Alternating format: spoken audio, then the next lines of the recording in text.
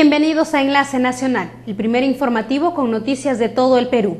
En esta parte del programa les ofreceremos una entrevista a Javier Aspur, experto en temas de descentralización, quien ofrece un balance de lo hecho en este sector por el gobierno y cuál debería ser la agenda de este año 2012. La participación ciudadana y el presupuesto participativo fueron apoyados por el presidente Ollanta desde la campaña presidencial. Sin embargo, hasta el momento no se han presentado propuestas concretas. Así lo asegura el coordinador ejecutivo del Grupo Propuesta Ciudadana, Javier Aspur, con quien conversaremos sobre estos temas y la agenda pendiente en el tema de la descentralización del país. ¿Qué tal, Javier? ¿Cómo estás? Buenas, muchas gracias por la invitación. Javier, el gobierno apostó por el presupuesto participativo. ¿Qué se ha trabajado al respecto? Bueno, efectivamente, en el mensaje presidencial, en la presentación del gabinete, se afirmó la importancia de estos mecanismos de participación, de la transparencia, del acceso a la información. Y en esa perspectiva hay que reconocer que la herencia que encuentra es muy mala. El gobierno anterior tuvo no avanzó en este proceso, sino tuvo un conjunto de medidas, de iniciativas para recortar y limitar estos mecanismos de participación ciudadana, de transparencia, de consulta, de debate. Entonces, han encontrado un punto de partida negativo, muy malo, muy debilitado. Y creo que en ese sentido se estaba comenzando a plantear ideas, sugerencias, búsqueda de diálogo con gobiernos subnacionales, con sociedad civil, pero es evidente que la rapidez que ha tenido los acontecimientos, el cambio de gabinete ha dejado ese como un tema de agenda que entiendo está planteada en la propuesta que se ha dejado sobre descentralización, pero que esperamos que el nuevo gabinete lo retome y permita avanzar en la consolidación de los mecanismos de participación ciudadana, ¿no? ¿Y cómo va el trabajo conjunto entre los gobiernos locales, los gobiernos regionales y el gobierno central?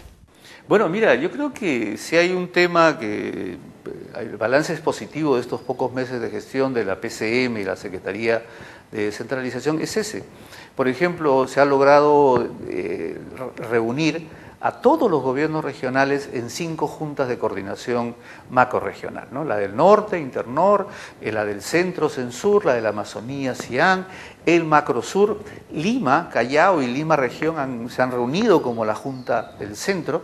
Creo que ese es un elemento muy positivo, porque abre un espacio de interlocución horizontal entre gobiernos regionales, pero también de diálogo con el gobierno nacional.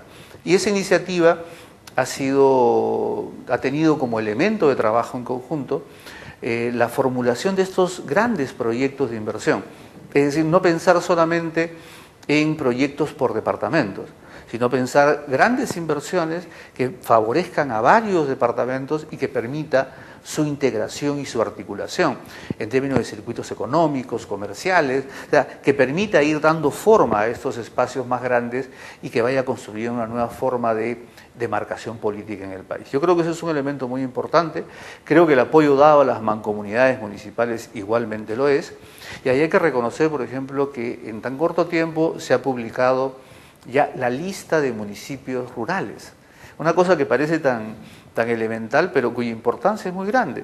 Primero son casi 1.200 municipios rurales, es decir, cerca del 80% de los municipios del país son rurales, y la ley señala que los municipios rurales van a tener beneficios adicionales en términos de recursos, prioridad en términos de los programas de lucha contra la pobreza, es decir, da un conjunto de ventajas y permite ahora que esos municipios rurales donde se concentra la pobreza puedan acceder a mayores recursos de inversión. En ese sentido yo creo que es positivo y finalmente sobre esto las 2 reuniones que han habido entre el gabinete y los presidentes regionales.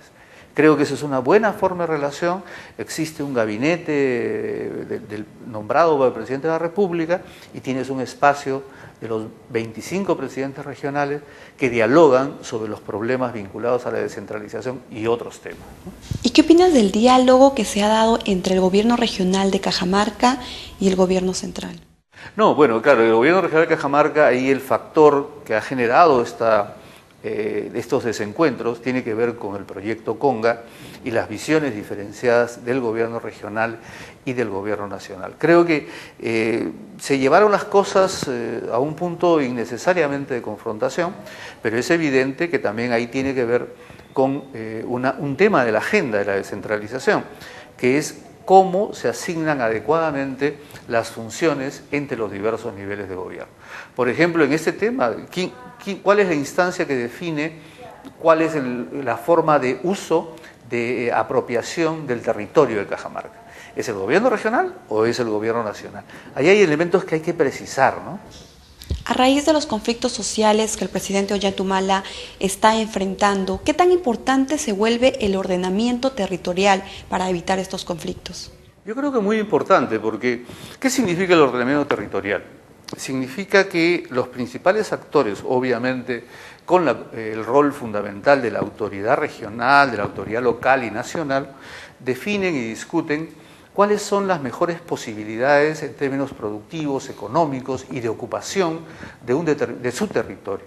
En ese sentido se genera un consenso y se trata no de decir dónde no puede haber minería, eso también es parte del ordenamiento, sino también afirmar dónde es posible tener actividad minera, porque es evidente que la actividad minera es muy importante para nuestra economía y en ese sentido hay que incorporarla.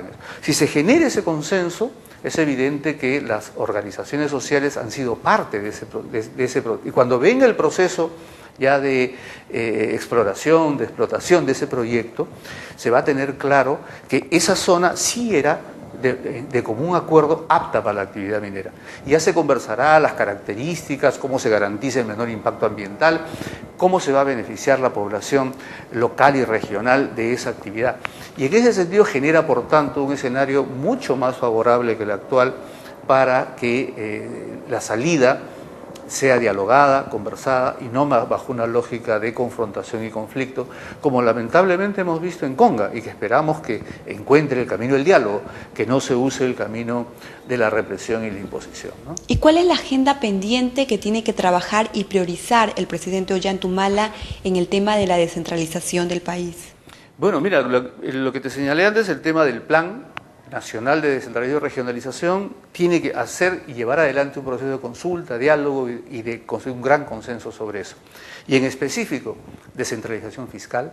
Hay que acabar ya con el criterio discrecional en la asignación de recursos. Las autoridades regionales y locales y la población tiene que saber qué porcentaje le toca de los ingresos tributarios, cuáles son los criterios y indicadores para la asignación, de tal manera de permitir una mejor planificación de la inversión pública. Segundo, definir ya con claridad cómo se distribuyen las competencias y las funciones. Se necesita una matriz de funciones que permita ordenar y hacer una verdadera gestión descentralizada y unitaria. Tercero, hay que avanzar en este tema de la regionalización y el ordenamiento territorial. Me parece que ese es un tema fundamental, como lo hemos visto. Creo que hay que también ir dando pasos concretos para mejorar la calidad de la gestión, la carrera pública a nivel de los gobiernos regionales y locales como un elemento fundamental y sobre esa base mejorar el impacto de esta inversión sobre la población. Y finalmente hay que avanzar en mejorar los mecanismos de participación, hay que hacer más transparente aún la gestión de los gobiernos subnacionales, hay que facilitar el acceso y la demanda de información de la población. Creo que esta es la agenda, pero esta agenda tiene que ubicarse en un plan que tiene que tener objetivos, tiene que tener orientaciones muy definidas para que de esa manera pueda realmente avanzarse hacia la descentralización y no tener, como ya ha habido en nuestra historia republicana muchas veces, una nueva frustración sobre este proceso de reforma. Okay, gracias. Gracias a ustedes.